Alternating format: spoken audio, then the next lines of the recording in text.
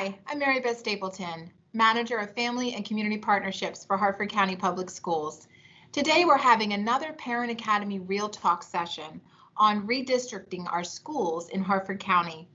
With me today, I have our leaders who are guiding us through that process, and I'm going to ask them to introduce themselves, starting with Mr. Cornell Brown. Mr. Brown? Hello, everyone. My name is Cornell Brown. I'm the Assistant Superintendent for Operations here in Harford County Public Schools. Thank you, Mr. Brown. And Missy Valentino? Hi, I'm Missy Valentino. I am the Facility Planner for Harford County Public Schools. Nice to see you, Missy. Thanks for joining. And Kate Doiron. Hi, Kate Doiron here from Flo Analytics. We are helping HCPS with the redistricting process. Thanks for being here, Kate. I know you're a very busy person right now. All of you are very busy people right now, so thanks for being here. So last time we were together, we focused on the elementary redistricting process. So now we want to pivot and focus on the secondary process. And so in order to update our parents on the process, I want to turn it over to Cornell. Cornell, can you just kind of update our parents on where we are in the process and what comes next? Yes, thanks, Mary Beth. The last time we just gave an overview to explain to everybody the process that's involved here with balancing enrollment in Harford County Public Schools. At that point, we were looking to balance enrollment in our elementary schools, and we analyzed the data, and we had a community education forum in April where we presented to the public scenarios for balancing enrollment in elementary schools. We received feedback from the community, with their concerns and things that we had to evaluate. And we did that and made some adjustments in our springboard presentations for balancing enrollment at our elementary schools. And since then, our advisory team, we've been working, very diligently looking at the attendance areas for our secondary schools. Primarily in the middle schools, because that's where we have some concerns, specifically in the Bel Air area and Bel Air Middle School.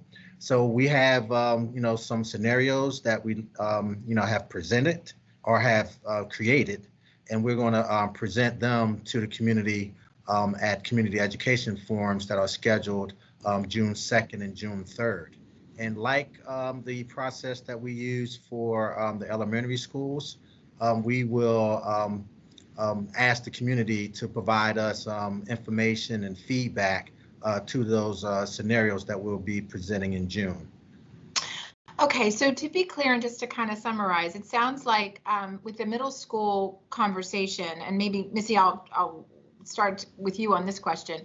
So for the middle school conversation, it sounds like parents understand that there are some middle schools that are overcrowded and underutilized. I thought I saw a survey somewhere that might have kind of pointed to the fact that parents understand that as a community, as Harford County as a whole.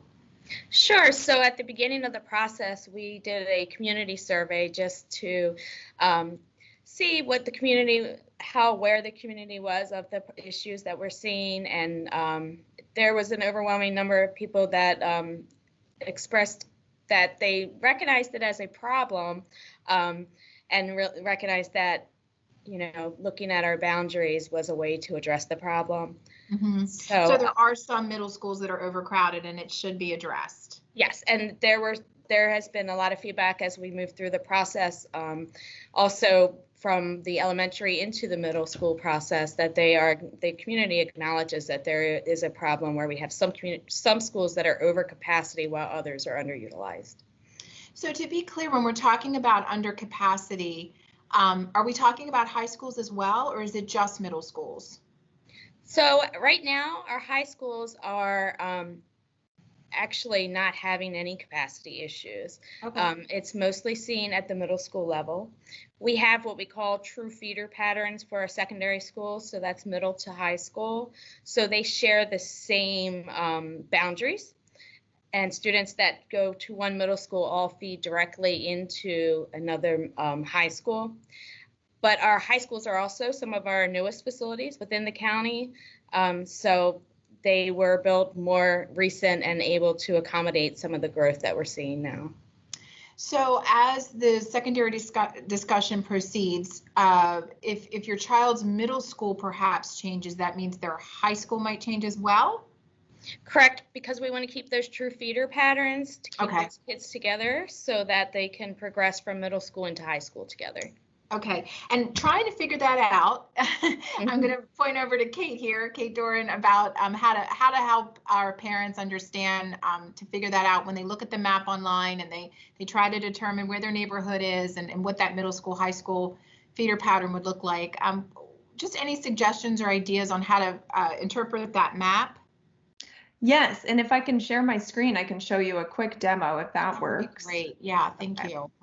So you can see here we have the HCPS website, and at the very front of the website, you've got a big balancing enrollment button. So if you click on that, you'll see, these kind of options along the left. So under community education forums is where you'll go to get to the maps that we want folks to look at for the next community education forum in June. So you would click this, and then you would get to links for the web map and current scenario maps. So I'll show you what one of the current scenario maps looks like for what we were calling the North region for elementary schools. So all of the maps have the same symbology for the elementary school map book and the middle and high school map book. So generally, and folks have seen something almost identical to this for the first community forum in April, but I wanted to walk through it briefly. You'll see that the kind of proposed working boundaries for the advisory team are in that gold color. And then the current boundaries, the existing boundaries, you'll see existing sometimes, are in the colored areas. So, Norrisville, you can see, doesn't have any changes in this scenario. It has, the same gold boundary as the actual boundary of the school attendance area. But if you look at North Hartford, it's currently this light blue area. And you can see that this area, E1, there's a little arrow showing it's, the proposal is to move that to Dublin, and that you've got these two North Bend areas moving into North Hartford. And so this gold boundary is the proposed new boundary for North Hartford. So that's the overview map that we've got for all of those 7, kind of regions that we were working in for elementary schools. And you'll see that as well for the middle and high schools. And then if you scroll down to a specific area, I thought we could look at North Bend. You'll see the same symbology. So you've got the gold area is the proposed boundary for North Bend. You've got N4 and N3 change area is in these kind of striped lines in this filled in area, would be moving into North Bend because it's inside the gold.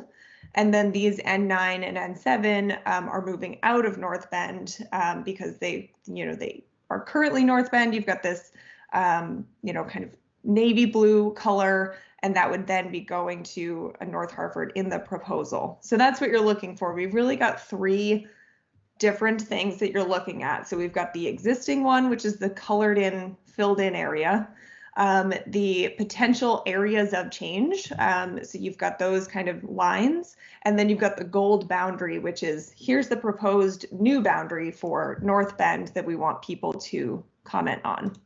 And then if you go back, we also have a web map. So if I click on this web map, you'll see we've had the web map open for the elementary schools. So this probably looks very familiar to folks. And it looks, if I look over here at North Bend again, we've got the gold boundary again for the proposed boundary. We've got the hashed lines for the change areas, so you can see, what we're referencing. And then the filled in, colored in areas are where the school attendance areas are currently. The cool thing about the web map is that you can put in your address. So I'm going to put in Magnolia Middle School. So you can just put in, there you go, Magnolia Middle School, Maryland, and it will find it for you. I'll zoom out a little bit because it's a little too far in, but you can put in your home address and basically see if it falls inside of one of these hash line areas. And then you would know if you are in a change area. So I'll zoom out just a bit more so you can get a sense of, what we're looking at here. Here's Joppatown Elementary School, High School, Magnolia Middle School. And so if we go over to this legend on the right hand top of the screen, you can see what all of these mean. So it doesn't automatically show it, but you can click on it and see what everything means. So you can see this is that gold boundary again, the change areas with the lines, and then the existing colored in areas. The thing with the map that's going to be new for this SEF is that we have the middle schools on this map as well. And you can imagine if we already have 3 layers going on for the elementary schools, we're going to have the same thing for the middle and high schools. We'll have another 3 layers for those. The boundaries are the same, but there's going to be another set of 3. If we stack them all on top of each other, it's really hard to tell what's going on. So the tip is to go over here to layer list. And the nice thing about a web map is that you can turn on and off the layers on the map. So if you wanted to switch over to looking at the middle school boundaries, we've got this, here's the advisory team working, elementary school boundary, the gold. We can turn that off. We can turn off those potential change areas. So now we're just looking at what it looks like currently for elementary. And then I can turn off the elementary schools too. So now we just have the schools. And so I'm going to build it back up, and we've got the existing configuration for the middle and high schools. So this is Falston coming down here in the purple, and then here's Magnolia, Joppatown here in the yellow. You can turn on the proposed boundary, which would look like this in the navy blue. So it's not gold, because if you have them on at the same time, we do want to see, the difference between them. I could turn the elementary schools back on, and you can see it kind of lines up. So, and then if I turn on the potential change areas, that is where you see the labels for, we've got MHS1 and MHS2. So these are 2 of the change areas. And this area is currently at Edgewood Middle and High School, and would be proposed to send to Magnolia Middle School and Joppatown High School. And then this MHS2 area would be, because it's inside the navy blue. So basically this navy blue area is all Magnolia, Joppatown. So this is a change area that we would want feedback on, the potential change area, and then this would be going from Falston to Magnolia and Joppatown. So folks are able to turn these on and off, check them out. You can turn on the elementary school layers as well. Just wanted folks to know that's how you can kind of try to look at the big picture without it being too cluttered and, all on the map at the same time.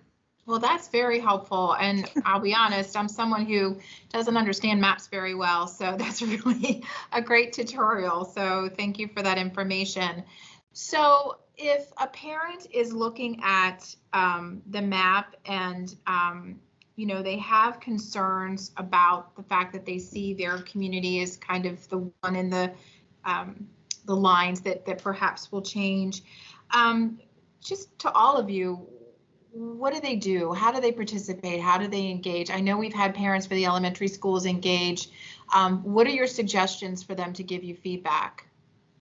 Okay.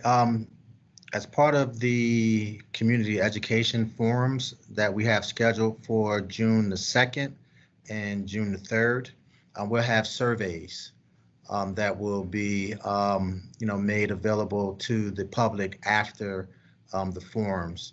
And then they will be able to, give us their feedback and their response to the information that we'll present. And they also, as they have been with our HCPS contact form, they can submit their questions and their comments there as well. So, we get all that information. That information is forwarded to the advisory team, and then we will evaluate them. We're going to evaluate the results of the surveys, and we'll discuss those and make any adjustments that we think are necessary.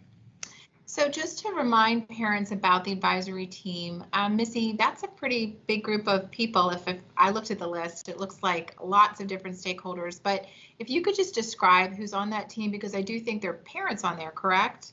Correct. There's parents from every secondary attendance area. To To keep the team to a manageable size, we stuck with the secondary schools because that's the schools that they'll be feeding to. So there are parents within each secondary area, there are principals, there's leadership, and then there's people on more of an advisory role. We have transportation, and multiple people from transportation are involved, so that we can make sure all changes are actually being watched by them and analyzed by them. So if there are any major issues, we can go ahead and address those.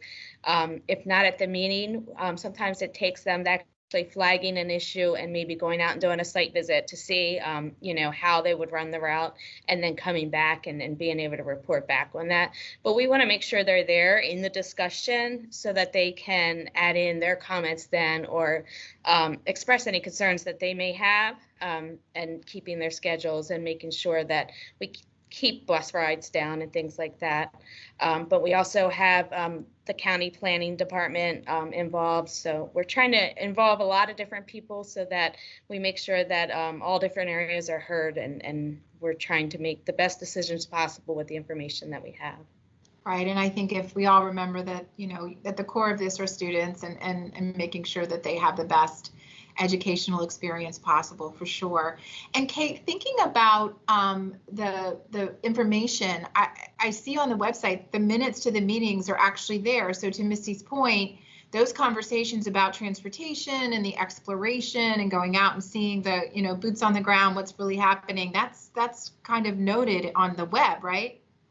Yeah, so we actually had our 5th advisory team meeting after the last community forum, and we posted not only the meeting minutes, but an updated version of the maps. So it's an interim version. It's, we have gotten some feedback on it, but it was, still in process, part of meeting 5. We had meeting 5 and 6 before the next community forum. So we just had 6 last week. But we did post an update to the maps because the group did make some decisions based on the community forum, and we wanted to get that out there to folks sooner rather than later. So we posted that update. And then we had another meeting last week where we worked on the community forum maps. And so those are up on the website as well. Great. Well, this is all open and transparent, and all those minutes and maps are all on the web for parents to view on their own. So that's helpful to know. Well, I appreciate all of your time and your effort in this, and the time that you took to try to explain it so that parents can understand. And Cornell, I'm going to end with you. If you could just remind parents, if they have a concern or they want to give you feedback, what's the best mechanism to do that? At this point, the best mechanism is to attend our community education forum that's scheduled for June 2nd and June 3rd, and then respond to the surveys. The survey will give us the best opportunity to compile that data, to analyze the data, and then to respond to it in an appropriate manner. So we're suggesting and directing folks to the survey tool because that will help the team in the best way. And that survey tool can be found on the web? It will be, yes. Okay, great. And we'll get that link out. Oh, go ahead. No, we'll get the link out and make sure parents are aware.